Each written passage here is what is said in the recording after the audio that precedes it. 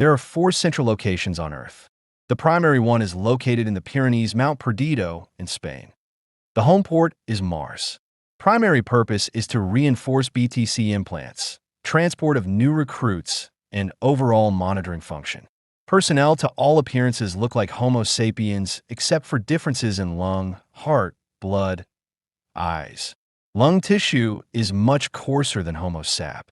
Heart has added chambers, one on ventral side, other on venous side. It is for extra compression in and out of Earth atmosphere. Blood is much darker on exposure to air. I note that eyes have same characteristics as a cat, very similar to them. When viewed obliquely, they have much greater depth of lens.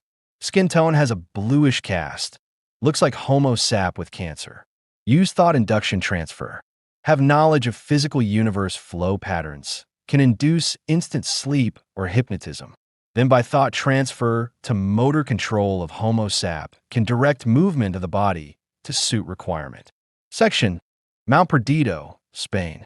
One base in the Pyrenees, located inside the mountain about 1,500 feet below peak area, faces NWW. The landing ports are built on a cantilevered extendable platform.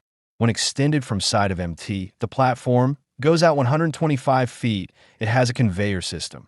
As soon as one craft lands, conveyor transfers it off pad so that another can land in a matter of seconds.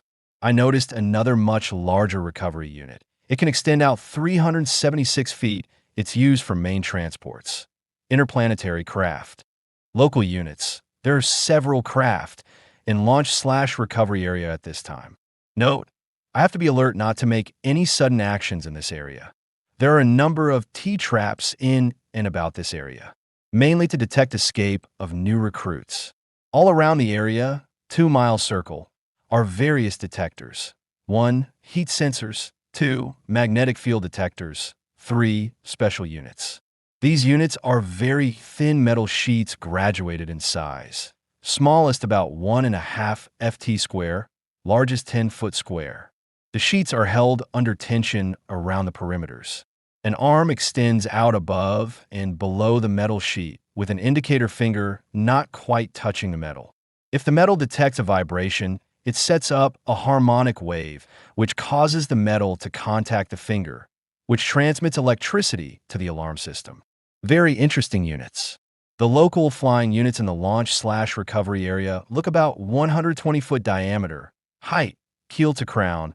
40 feet propulsion looks like an artificial electromagnetic field located amidship. A gimbal arrangement like a Euro setup, 10-foot globe. The globe is constructed of metal laminates and non-conductive material alternating. Around this central ring, metal and non-conductor is arranged to correspond with the globe. From each metal contact, a conduit leads to a computer unit that links with the control unit. The whole system works by using the known magnetic field of the area, counterbalanced by opposing field in distant area. The outer skin of the craft is very thin compared to average aircraft skin. The outer edges of the unit are about 2.5 inches thick. Beneath outer skin is a layer of ablative material bonded to outer skin. Then about an inch of a gas, argon, krypton. Then the inner skin. Inner skin looks about 1/8 thick. I noticed that personnel do not speak to communicate. Both male and female all do same tasks. They appear to use telepathic/mental communication, no verbal talk. One crew was preparing for departure. No helmets. Units are pressurized. No fear of skin rupture. They strap on an oversole right over ankle-length boots. Crew of 12 to 3 are female. Mission: check monitoring units in their sector. Also monitor Skylab return. Section: Mount Hayes, Alaska. Decided to look at location in Mount Hayes, Alaska, Wrangell Range. This location is on the Inini side of the MT at 11,200 foot level. Security measures here are the same as at MT Perdido. The area is now snow-covered. Mountain is craggy, volcanic origin. Launch/recovery area is in an undercut in the MT. Activity inside is very relaxed. I see an area filled with what appears to be computer equipment. Instead of tape reels, the equipment has metallic discs. There is a section filled with equipment. looks like oscilloscopes. One is used to match wave patterns. I decided to follow leads on the oscilloscope to find out where they lead. On top of the peak is a small box-like structure that has an antenna inside. Antenna is rotational. This links up to the wave match oscilloscope. A new incoming wave pattern is matched. Then other units take over to scan on that wave pattern. They have a cabinet full of small compartments that have crystals of fixed frequency, which are put in the oscilloscope to match the incoming wave pattern. When a new wave pattern is discovered, the admin unit determines frequency, distance, power output, pulse, etc. Data is fed to a computer. The computer determines match or mismatch with all stored crystals. If match, the computer states known sources of that particular pattern. If mismatch, an alert is sounded and personnel are ordered to physically seek out the source of the power output and to monitor, get data, and return. If human activity assumes any potential for discovery of the alien base, personnel are deployed physically in that activity to make certain of failure of that particular project. These people have infiltrated all governments in sensitive positions, in positions of power, to stop politically any activity that may produce a result that could cause discovery, especially in scientific space, energy, church, education, and financial fields. Back to Hayes. This site has been responsible for strange activity and malfunction in U.S. Soviet space projects. The computers at this site are fed all data acquisition from all space activity on Earth, U.S., Soviet, etc.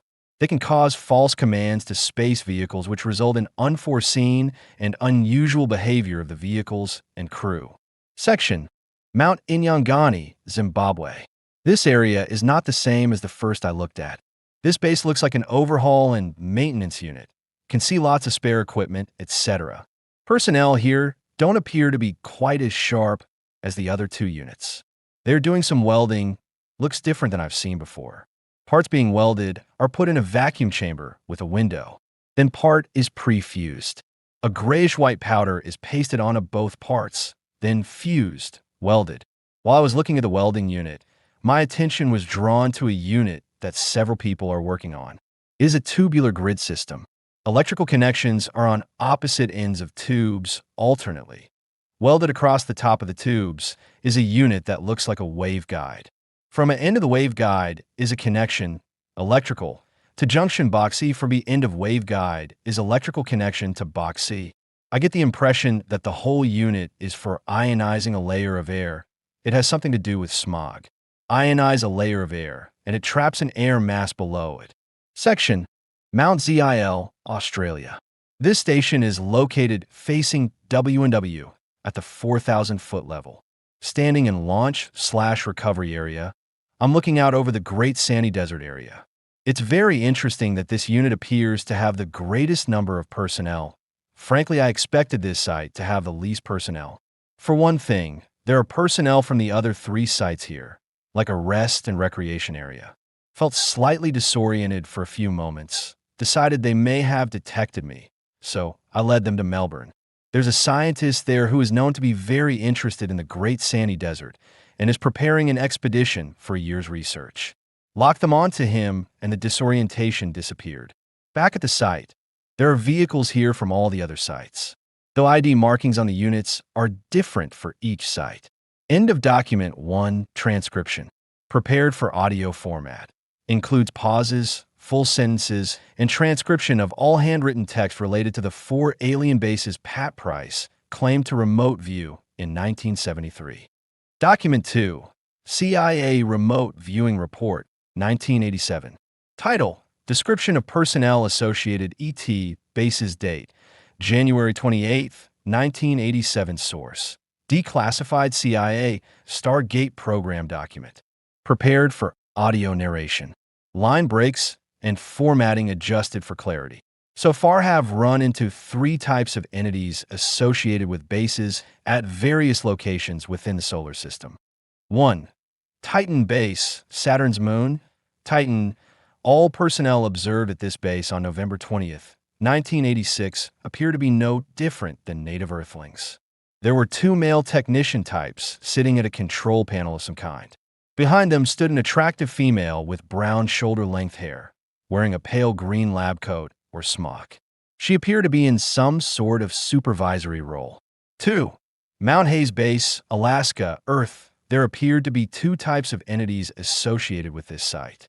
The two entities located outside of the structure were accomplishing some sort of routine task, unable to make contact with them or gain information of any sort. Inside the structure were two entities. One was sitting at some sort of circular console with a round screen-like object. The other was busy doing something in the background.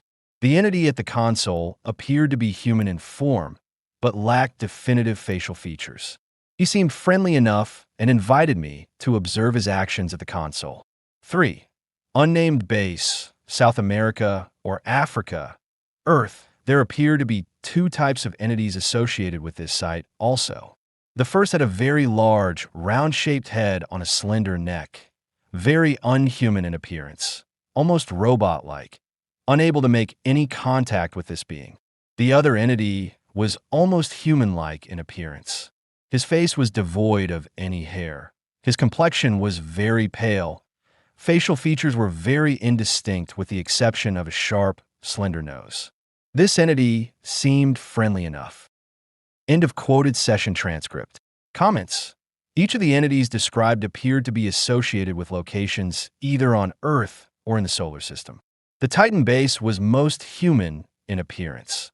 The Earth bases showed signs of hybrid or non-human personnel. One being reportedly invited the viewer to observe its work at a console. The South America/Africa entity with a large round head may indicate robotic or drone-like roles.